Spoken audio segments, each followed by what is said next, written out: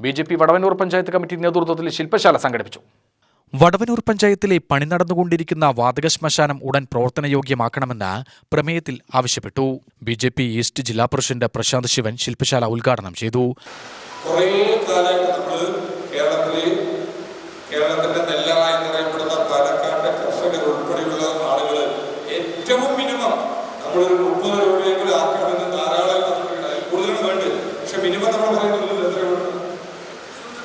അല്ല 28 രൂപ കിട്ടുന്നില്ല. നമ്മൾ മിനിമം 30 കിലോ വേണമെന്ന് പ്രതീക്ഷിക്കുന്നുണ്ട്. ഏറ്റവും ചുരുങ്ങിയത് 30 വേണമെന്ന് പ്രതീക്ഷിക്കുന്നുണ്ട്. പക്ഷെ ഈ കഴിഞ്ഞ 4 വർഷവും കേന്ദ്ര സർക്കാർ കൂട്ടിയതിനനുസരിച്ച് കേരളം കൂട്ടിയിട്ടുണ്ട്.